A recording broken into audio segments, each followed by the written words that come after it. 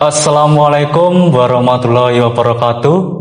Yang terhormat yaitu Ibu Ika Murtiningsih Magister Pendidikan selaku dosen pengampu mata kuliah kewarganegaraan. Perkenalkan, kami dari kelas 2C yaitu kelompok 2, yang dimana di dalam kesempatan kali ini kami dari kelompok 2 akan membahas suatu materi, yaitu mengenai studi kasus berita terkini ataupun suatu berita terbaru, yaitu dengan judul seorang nenek yang dagangannya disita oleh Satpol PP. Sebelum ke penyampaian suatu materi, izinkan kami dari kelompok 2 memperkenalkan diri terlebih dahulu. Perkenalkan, saya Pantes Sudrajat Nugroho dengan NIM akhir yaitu 94, serta rekan kelompok saya. Perkenalkan, nama saya Ahmad Anis Syakbani dengan nama akhir yaitu 88. Perkenalkan, nama saya Muhammad Habib Harun Rozi dengan NIM akhir 115. Perkenalkan, nama saya Sinus Agiri dengan akhir 95. Perkenalkan, nama saya Muhammad Yusuf Wahru dengan NIM akhir 81. Baik, kita langsung ke penyampaian materi saja. Mari kita mulai.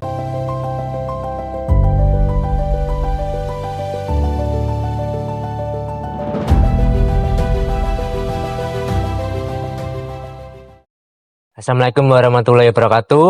Sebelum menyampaikan kritik terhadap berita ini, saya mewakili kelompok 2 ingin menegaskan bahwa pendapat yang kami sampaikan bersifat objektif dan bertujuan untuk memberikan masukan yang membangun. Kritik ini tidak berpihak kepada pemerintah maupun kelompok tertentu, serta tidak mengandung unsur provokasi. Saya hanya ingin mengajak kita semua untuk menilai isi berita berdasarkan fakta dan berpikir secara kritis agar tidak mudah percaya pada informasi yang belum tentu benar.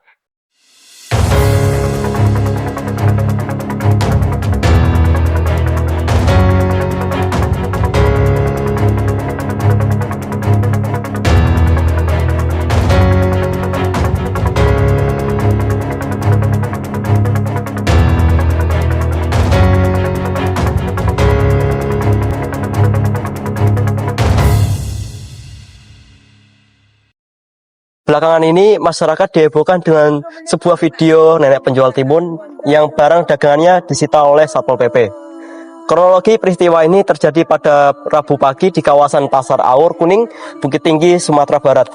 Berdasarkan informasi yang beredar, nenek Upiak berangkat dari rumahnya sejak pagi buta dengan harapan dapat menjual mentimun untuk memperoleh penghasilan guna memenuhi kebutuhan hidup sehari-hari. Sebagai seorang pedagang lanjut usia, beliau harus menempuh perjalanan yang cukup jauh sebelum akhirnya tiba di kawasan pasar. Saat kejadian berlangsung, nenek Upiak diketahui baru saja turun dari angkutan kota. Ia bahkan belum sempat menggelar dagangannya untuk dijual kepada pembeli. Dagangan yang dibawanya berupa 13 bungkus mentimun yang masing-masing direncanakan akan dijual dengan harga 5.000 per bungkusnya. Jika seluruh dagangannya terjual total, pendapatan yang akan diperoleh hanya sekitar Rp60.000, yang kemungkinan besar digunakan untuk memenuhi kebutuhan makan dan keperluan hidup sehari-hari. Namun ketika tiba di lokasi, petugas Satpol PP sedang melakukan kegiatan penertiban di kawasan Pasar Aur Kuning untuk mengamankan dagangan tersebut dan membawanya ke dalam kendaraan dinas. Melihat hasil usahanya yang dibawa sejak dini hari diangkut petugas, nenek Upiak tidak mampu menahan kesedihannya. Ia tampak duduk sambil menangis terseduh-seduh. Beberapa warga yang berada di sekitar lokasi berusaha menenangkan dan menghibur beliau. Peristiwa itu kemudian direkam oleh seorang warga yang mengaku tidak sengaja menyaksikan kejadian tersebut. Video tersebut selanjutnya menyebar luas di media sosial dan mendapat perhatian publik dari berbagai daerah. Baik, melanjutkan dari penjelasan dari teman saya tentang kronologi ataupun peristiwa dalam melihat suatu berita ataupun informasi. Yang pertama-tama kita harus melihat sudut pandang kedua belah pihak. Yang pertama yaitu dari sudut pandang Satpol PP dalam memahami tugas dan fungsi dari Satpol PP. Satpol PP merupakan perangkat pemerintah daerah yang memiliki tugas untuk menegakkan peraturan daerah, menjaga ketertiban umum, serta menciptakan lingkungan yang tertib dan nyaman bagi seluruh masyarakat. Dalam menjalankan tugasnya, Satpol PP memiliki kewenangan untuk melakukan penertiban terhadap aktivitas yang dianggap melanggar aturan, terhadap pedagang yang berjalan di lokasi yang tidak diperbolehkan berdasarkan ketentuan pemerintah daerah. Dari sudut pandang hukum, tindakan penertiban tersebut dapat dibenarkan apabila telah sesuai dengan prosedur dan peraturan yang berlaku. Namun, dalam praktiknya, penegakan aturan juga perlu mempertimbangkan kondisi sosial masyarakat sehingga kebijakan yang diterapkan tidak menimbulkan penderitaan yang lebih besar bagi kelompok rentan. Mengapa banyak masyarakat tetap berjualan di tempat terlarang? Fenomena pedagang kecil yang berjualan di trotoar ataupun di pinggir jalan ataupun di fasilitas umum pada dasarnya tidak dapat dilepaskan dari kondisi ekonomi yang mereka hadapi.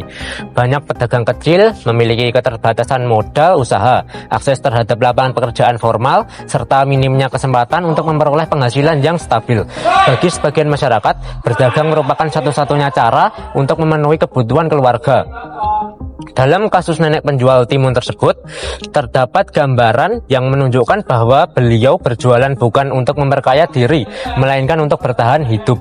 Ia rela bangun sebelum matahari terbit, berjalan cukup jauh sambil membawa dagangan, dan berharap seluruh barang yang dijual dapat menghasilkan uang untuk membeli kebutuhan pokok.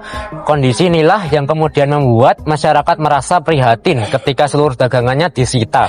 Karena bagi pedagang kecil, dagangan bukan hanya barang dagangan biasa, tetapi merupakan sumber penghidupan mereka.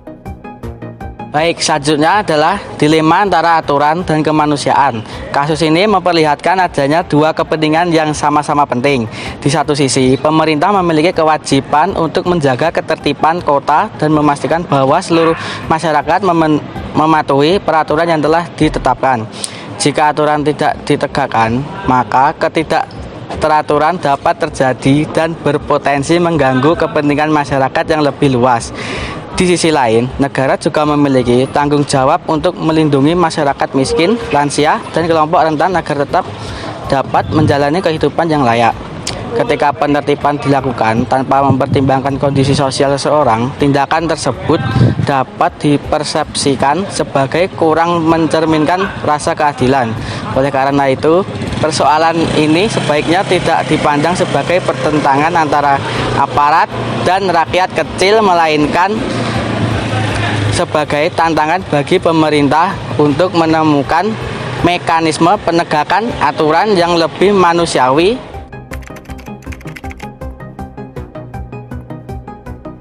Dampak yang dirasakan pedagang kecil.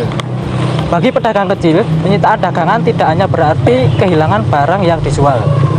Penyitaan dapat menyebabkan hilangnya modal usaha yang telah dikumpulkan dengan susah payah. Tidak adanya pemasukan pada hari itu juga dapat berdampak langsung pada kemampuan mereka untuk membeli makanan, membayar kebutuhan rumah tangga, maupun memenuhi kebutuhan anggota keluarga lainnya. Selain dampak ekonomi, terdapat dampak pula psikologis yang tidak dapat diabaikan. Misalnya perasaan sedih, malu, kecewa, bahkan trauma untuk kembali berdagang. Dapat muncul setelah mengalami kejadian seperti dalam jangka panjang. Kondisi tersebut berpotensi memperburuk kualitas hidup masyarakat yang sudah berada dalam kondisi ekonomi yang rentan.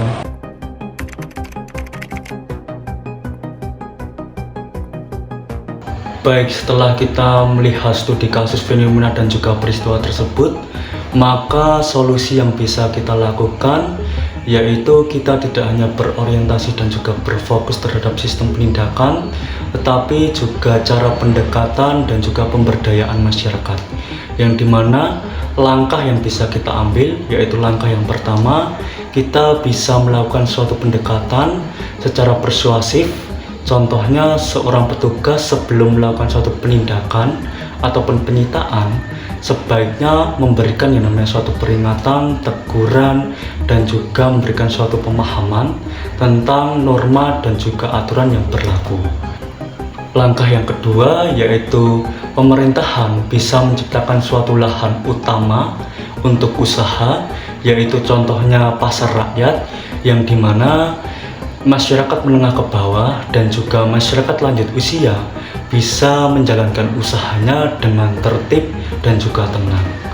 Yang ketiga yaitu pemerintahan bisa melakukan yang namanya suatu pemberdayaan ekonomi usaha, contohnya memberikan suatu modal berskala kecil dan juga memberikan suatu pemahaman dan juga arahan agar masyarakat itu bisa mengembangkan usahanya dan juga mendapatkan yang namanya suatu penghasilan secara stabil, yang dimana dapat disimpulkan bahwa dalam hal ini kita tidak hanya berfokus terhadap suatu sistem penindakan untuk menciptakan suatu masyarakat yang tertib, aman dan juga tentram, tetapi juga mengedepankan yang namanya rasa kemanusiaan dan juga humanis serta pemberdayaan masyarakat sesuai dengan ideologi kita, yaitu negara Indonesia, Pancasila, kemanusiaan yang adil dan beradab. Mengenai studi kasus nenek penjual timun yang menangis karena dagangannya disita, mengingatkan kita bahwa penegakan aturan dan nilai kemanusiaan seharusnya tidak ditempatkan sebagai dua hal yang saling bertentangan. Ketertiban umum memang penting untuk dijaga, tetapi perlindungan terhadap masyarakat kecil juga merupakan bagian dari pertanggungjawaban negara. Pada akhirnya, kebijakan yang baik bukan hanya kebijakan yang mampu menegakkan aturan secara tegas, tetapi juga kebijakan yang mampu menghadirkan rasa keadilan, empati, dan kesempatan hidup yang lebih baik bagi seluruh lapisan masyarakat. Dengan demikian, ketertiban dapat terwujud tanpa mengorbankan martabat serta hak masyarakat untuk memperoleh penghidupan yang layak. Sekian dari kelompok 2 kami. Apabila ada salah kata, kami mohon maaf. Semoga menambah wawasan baru dan juga pemahaman baru, baik bagi kami ataupun untuk kita semua. Wassalamualaikum warahmatullahi wabarakatuh.